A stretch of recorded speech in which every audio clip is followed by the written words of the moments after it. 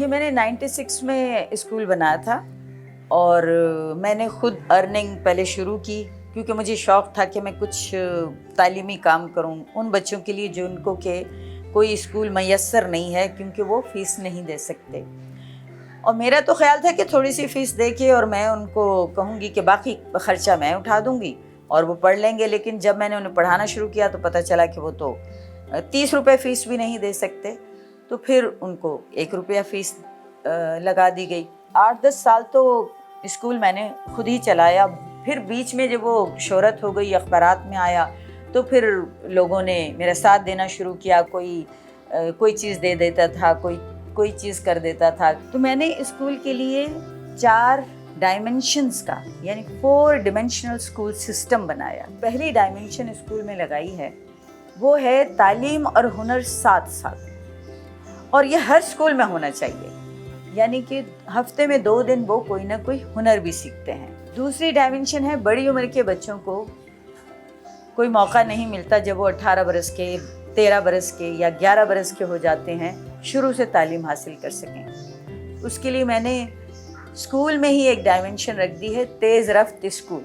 उसमें हम 3 साल में 6 क्लासेस करवा देते हैं, 6 जमातें पढ़ा देते हैं बड़ी उम्र के बच्चों को। तीसरी डायमेंशन है कम्युनिटी सर्विसेज। हम चाहते हैं कि बच्चों में दूसरों की खिदमत का जज्बा ज़रूर पैदा किया जाए। हमने ये शर्त लगाई है कि 6ठी, 7वीं और 8वीं के बच्चे क्योंकि वो बाशऊर होते हैं तो उनके कुछ मार्क्स रख दिए हैं, 30 नंबर रख दिए हैं कि जब वो एग्ज़ाम देंगे तो 30 नंबर उन्हें उस बात के मिलेंगे कि उन्होंने अपनी बस्ती के लिए क्या खिदमात सरअंजाम दी, जिसमें से तालीमी खिदमात भी हैं। यानी 1 साल में किसी एक अनपढ़ को पढ़ाना।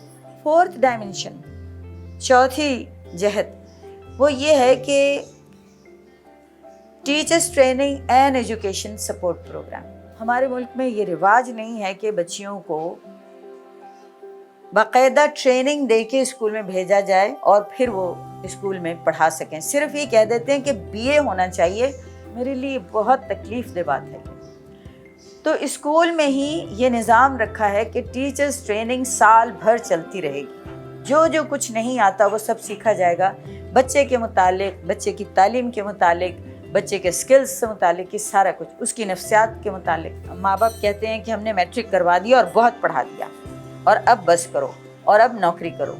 तो फिर उनको हम ऑन जॉब एजुकेशन फराहम करते हैं, यानी उनको लोन देते हैं कि आप BA और MA करके जाएं। फाइन आर्ट्स का मकसद ये है कि आप ज़िंदगी में जब भी कोई चीज़ सुनते हैं तो क्या आपको ज़्यादा याद रह जाती है, लेकिन जब कोई चीज़ देखते हैं तो क्या होता है, वो याद रह जाती है, वो बहुत चीज़ें समझा देती है। तो जब आप कोई चीज़ बनाते हैं तो उस वक्त आपके हाथ से वो चीज़ आपके जहन में चली जाती है क्योंकि आप उस पर मेहनत कर रहे हैं, उस पर काम कर रहे हैं। तो फाइन आर्ट्स एक ऐसी चीज़ है जिसमें कि आप मुख्तलिफ मीडियम्स में काम करते हैं, आपका ब्रेन बढ़ता है, आपकी सोच बढ़ती है, आपको मसलों का हल करने की इंटेलिजेंस ग्रो करती है। तो हमने एक तो अड्डे का काम करवाना शुरू किया हुआ है जिसे हम सलमे सितारे का काम कहते हैं, और दूसरे इलेक्ट्रिशियन का सीखते हैं, मोबाइल रिपेयरिंग का मिल जाते हैं वो भी करवा देते हैं। 2-3 सब्जेक्ट्स यहाँ पे करवा देते हैं। लेकिन बच्चों में यहाँ इतना टैलेंट है कि ज़रा सा सिखाओ वो इतना बड़ा करके दिखाते हैं, मुझे तो बहुत हैरत हुई है। मारिया मॉन्टेसरी शायद आपको मालूम हो, वो निज़ाम है जो बच्चे को प्रैक्टिकली चीज़ें करना सिखाता है। पानी में जग में से पानी आपने ग्लास में एहतियात से कैसे निकालना है, तो उसे वो एक एक्टिविटी होती है कि ट्रे है, ग्लास है, और वो फिर उसमें बोलता है कि ये मैं पानी डाल रहा हूँ उसमें, गो कि वो अंग्रेज़ी में है। अगर हमें कोई फाइनेंशियली सपोर्ट करे तो उसकी तो हमें बहुत शदीद ज़रूरत है, और अगर हमें कोई टीचर मिल जाए तो आजकल चूँकि कोरोना की वजह से हमारी तमाम तकरीबन 5-10 टीचर्स की शादियाँ हो गई और वो चली गई अपने घरों पे, और हमें टीचर्स की ज़रूरत है। मसलन एक तो हमें स्किल के लिए टीचर्स की ज़रूरत है, और दूसरे ویسے پڑھانے کے لیے بھی ہے اور اگر آئیں تو ہمارے لیے بہت اچھا ہے.